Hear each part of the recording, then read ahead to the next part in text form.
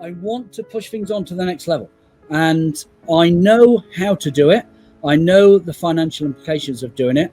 But what worries me is that it will all go wrong and I'll end up back in that wall in the cake factory again, 19 years ago, where it all came from. How did you get past that fear? I am not fully sure, and let me explain what I mean by that. Because when you were just talking, I think a lot about my dad, who I feel, because he also came from zero, came here, I noticed that in his 40s, like, he became more risk adverse. Yeah. And I felt that he became risk adverse because he did have an underlying fear to go back. And that's exactly where I'm at. And I always think about, like, what's the trigger point for somebody? I think it has a little bit to do with ambition. You know, for me, I'd rather go back to living in a studio apartment and start over because I think I have a romantic point of view of the dirt. Yeah. You know, like, I think it's how, you know, you stayed in the dirt for so long that you're like, fuck that. I was in the dirt for a while. Then we were, you know, I was also making so much money as a kid because I was good at it. I'm just not scared to lose everything because I don't act that way. Like, I would never do something that would make me lose everything. B, I always have a nest egg of, like, cash, you know, just like. Well, my nest egg is this. Yeah, and by the way, that's a risky nest egg, you know, as you know, right? Like, now look, I think actually Pokemon as an alternative investment is extremely attractive. You know, I myself, in my own actions in the last 3 years, have put a lot more money into cards than I have into startups or stocks on Wall Street or cash sitting in the bank. Yeah. The thing is, there's only a certain amount of these things left. The boxes, especially the booster boxes, YouTubers are opening them all the time. I don't open the box, I just buy them as an investment. For instance, I bought a first edition Team Rocket box a year ago for £2,600. I sold it 4 months later for double the money, thinking I'd done really well. If I still had that box from 1 year ago that cost me £2,600, it's now £10,000 for that box. The prices are crazy. I mean, look, I bought 53 LeBron James rookie cards last year. I've seen what your collection's like. For $1,000, it's $16,000 a piece. It's really hard to do that. Here's what I would say, Chip. I would keep saving money, maybe liquidate some of the cool shit you have, and put it into a bank account that if, God forbid, this risk you're thinking about taking goes to zero, you still have that dollar amount, and that's enough to pay for a year of living for you and your family. More humble, you may have to move, this and that. I think I've always had the peace of mind that if everything goes to zero, I have enough to eat and have a shelter for a year and then build back up. And you've done it twice already, which means you can do it again. How do I stop obsessing over, like, the viewers, the followers, the subscribers, you know, on Twitch? I think that it all depends on your relationship with your own self-esteem and basically the way you played junior high and high school. The biggest thing that what people don't realize is what social media and subscribers have done is it's extended high school dynamics into grown-up life. It's a popularity contest. Oh, yeah.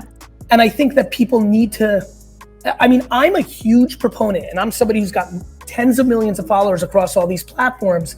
I'm a huge proponent of hiding follow counts across the board. It would look on paper that it would be not beneficial for me to be the champion of that, but I just want more happiness, and I do not believe that the following count numbers are bringing happiness. I think it's bringing anxiety. Now, I don't think that's YouTube and Instagram and TikTok's fault. I think that's the human's fault. Yeah. You know, the way for you to stop obsessing is by stop obsessing. And what I mean by that, Esther, is that you need to realize that you just love the DJing so much, it's almost irrelevant if anybody's watching. For example, I was garage sailing for the last 25 years. I don't do garage sale videos and flip content for my social. I just happened to document something I always did. Nobody was watching me. Nobody gave a fuck. I just loved it. So I don't care if it does well or it doesn't do well. My sports card videos on my Instagram don't do as well as my other stuff. I just don't give a fuck. Okay, that makes sense. Happiness over everything. Okay, self-care and happiness over everything. Over everything. It just doesn't matter. Like the market always underestimates people. Like, do not use that as affirmation. You know, if you just do it because you love doing it, a lot of the things that you want to happen will happen, or you'll realize, hey, there's just a lot of people that are way better at each. I love playing basketball. There's probably 4 billion people that are better at basketball than me, but that doesn't stop me from playing basketball. And I think too many people right now are like, well, I only have 8,000 followers. Well, guess what? You weren't meant to be Beyonce. You weren't meant to be Marshmello, you know, or Avicii. And that's super fine because you're doing it because you fucking actually love it. Like, that's more than enough. You're right. Yeah. That. I wish you nothing but success. Thank you. Wait, can I ask one more question? Yes, go ahead. Okay, so you know, in a DJing side, like, it goes hand in hand with alcohol. And I know maybe this isn't a question for you, but I find it more fun to stream while drinking, but I really want to separate the two. Is that funny? It's a real problem. Well, is it a problem? Are you getting blackout drunk, or are you just getting a little loose and having fun? Half, honestly. Okay, well, listen. You know, I'm not sure I'm equipped to handle like true like substance abuse, but look, I think look, having fun is something you need to put on a pedestal. You know, if you're doing in the confines of your home and you're not endangering anybody, or more importantly yourself, and putting yourself in precarious spots, I think the question becomes, are you using that to disguise your insecurity while you're doing it? Is a very important question. Maybe. That. Okay. Listen to me, Esther. If you can get a relationship with the judgment of others, and you take down the value of other people's voice, and you take up the value of your own voice, you will be blown away by how much better life starts fucking clicking.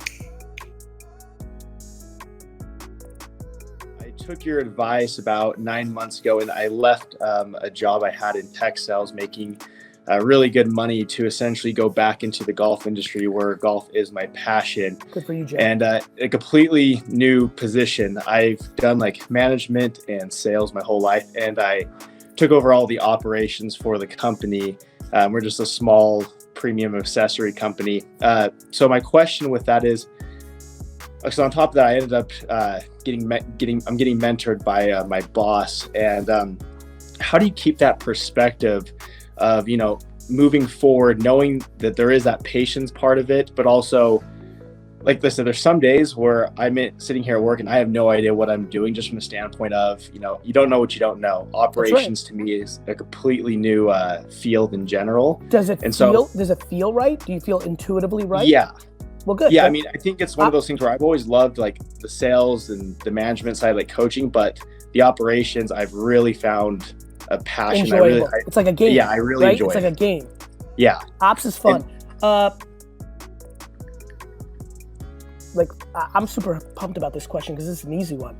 Like, don't beat yourself up. Yeah. It's really as simple as try and have good intent. And when you make a mistake, own it, be accountable, and try, have good intent, accountability, try. Like, leadership comes with accountability. Yeah, I agree. You know, like just watching business people, just watching the world, like, anybody who blames others at the top is losing. Like, a CEO blaming somebody else, like, oh, you know, like my general manager fucked it up. You hired the general manager. I agree. Yeah. You know, like, so, you know, like, I don't, everything stems from the top. Like, football owners, they're like, you know, my general manager, but you hired him. My coach sucks. You hired the general manager that hired the coach. Like, if you're not accountable in operations, that's the only vulnerability you have. Everything else has to be good intent and effort.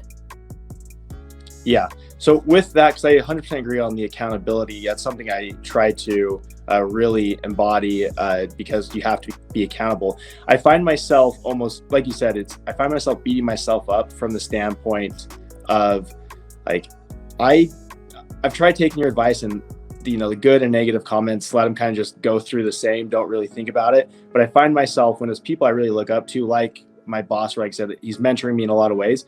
When I do something, like, it's not that he doesn't beat me up for it, but it's just like, okay, you did it wrong. I almost take it harder, even though it is like, I'm trying, I know I'm going to like screw up. So is it just essentially just, I don't know, like turning your brain off on that? Did you golf? Yeah. Like, I fuck, man, you're so set up for this. Like, what, did you cry and quit on the 7th hole when you missed a 5-foot putt? No. Okay. What, are you gonna cry? Especially, you're so lucky. I was waiting for the shoe to drop that the mentor was not giving the feedback in a way that was palpable, and then you drop that the mentor is dropping the feedback in a very palpable way. Yeah. Which then is, it's really funny when a leader goes nice about it. It almost makes you want to rise up even more, right? Yeah. Man, let me promise you something about your mentor based on what I'm hearing. He already knows. Yeah. Like, he knew that you didn't have 15 years of operational experience. Yeah, it's true. He already knew. When I hire people and they make all these different mistakes, I knew they didn't know how to do it. When I move people from a different job into a new job and they failed miserably, I'm not upset with them. I knew there was a risk factor.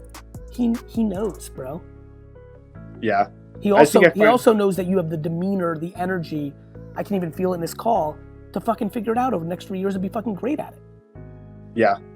I just beat myself up really quick. Stop over crying. it. Yeah. Every second you sit there and dwell that you let him down or you're disappointed in yourself is a second that you're not putting in to figuring out how to be better at it.